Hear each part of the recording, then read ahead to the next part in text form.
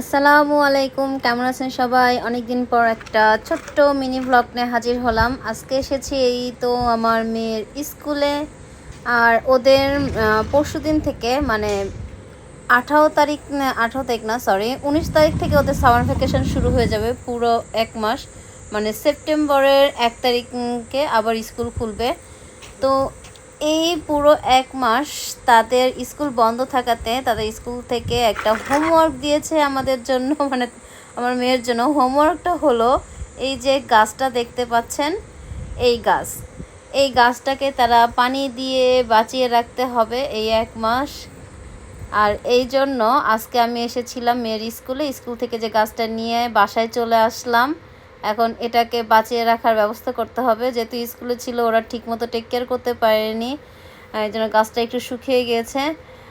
তো একে একটু যত্নআত্য করতে হবে, এক মাস বাঁচিয়ে রাখতে হবে, কারণ আবার এটা এক মাস পর স্কুলে ফেরত দিতে হবে। আর এই যে এই গাছটা, এটা কিন্তু ওই গাছেই মানে সেম গাছ, এটাও একই ফুল গাছ।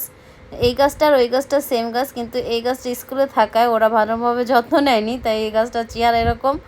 আর এটা যেহেতু আগে এনেছিল আমার মেয়ে, যখন আর কি ওদের স্কুলে গাছ লাগায় তখন বেশি করে ওদেরকে চারা দেওয়া হয়েছিল।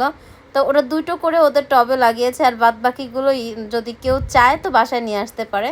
সেই অনুযায়ী সে বাসায় নিয়ে এসেছিল 4টা না 5টা আর কি চারা। তো আমি সেটাকে আর কি লাগিয়ে দিয়েছিলাম। তো বাসায় বেশ সুন্দর হয়ে গেছে। আর এই তো আমার বাগানেও আমার অন্যান্য গাছের সাথে ফুল গাছ দুটো বেশ, মানে ফুল গাছটা বেশ ভালোই হয়েছে। তো আজকে এই মেয়ের স্কুল থেকে আমি যে গাছটা নিয়ে আসলাম, কারণ স্কুল ছুটি হয়ে যাবে পরশুদিন। আর ওরা তো হাতে করে এই গাছটা নিয়ে আসতে পারবে না একা একা, তাই গার্জিয়ান কল করেছে। গার্জিয়ানরা যে যার যার বাচ্চাদের গাছ নিয়ে আসতে হবে। তো আমিও সেই অনুযায়ী গিয়েছিলাম, যে নিয়ে আসলাম। নিয়ে তো বাসায় এসে এটাকে আমার গার্ডেনেই রেখে দিলাম। আর এই যে দেখছেন আমার লাল শাক আবারও কিন্তু হচ্ছে।